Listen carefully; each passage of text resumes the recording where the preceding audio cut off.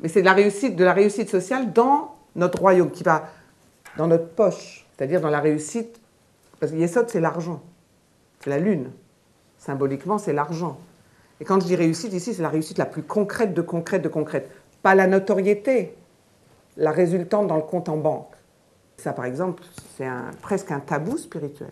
Imaginez combien on change de perspective spirituelle d'aller expliquer que l'argent devient un critère de réalité d'une bonne descente. Oui, chez les protestants, c'est mieux vu. C'est mieux... Chez les juifs, je ne vous en parle pas. C'est pour ça que c'est la tradition hébraïque, quand même. Ils n'ont pas de problème, ils n'ont pas le tabou de l'argent. Après, il y a les protestants, après, il y a les catholiques, et puis alors, dans les traditions orientales, il y a les donations. Donc, voilà. Si on est cohérent dans la pure spiritualité, c'est pas moi qui jetterai la pierre, j'ai vécu 10 ans en robe orange, je ne vivais que de donations. Je sais de quoi je parle. Hein. Je veux dire, je vous parle ici chez Réos, hein, de comment cet art m'a accompagné dans ma vie aussi. Donc, je l'ai connu, la spiritualité transcendantale. Mais là, on ne vit que de donations. Il faut être logique. Et de chasteté. Il faut être logique. J'en ai fait 20 ans. Je sais de quoi je parle. De chasteté, je veux dire. Et j'ai compris une chose. Grâce à cet arbre, j'ai compris une chose. C'est que la descente est bien plus difficile que la montée.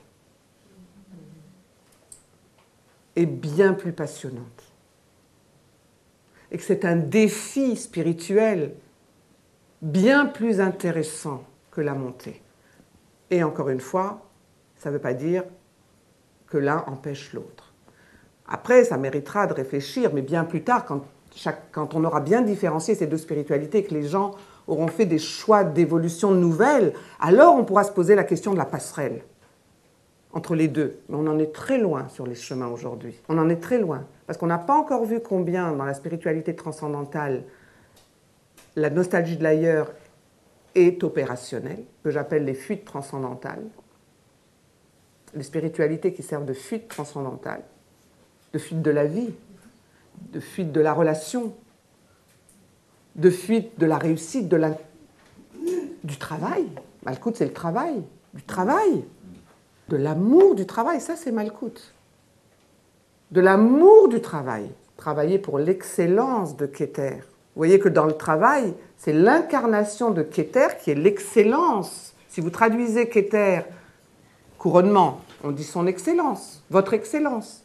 Eh bien, si vous le traduisez ça en concrétude, Malkout étant le travail, Keter devient l'excellence dans le travail. Que ce qui est visé, c'est le travail bien fait, l'excellence du travail. Voilà encore une petite lecture, par exemple, sur le travail quand on regarde l'arbre de vie. C'est faire descendre l'excellence dans Keter en passant par des relations humaines harmonieuses, solaires. Vous imaginez les entreprises, ce serait une nouvelle affaire. Hein.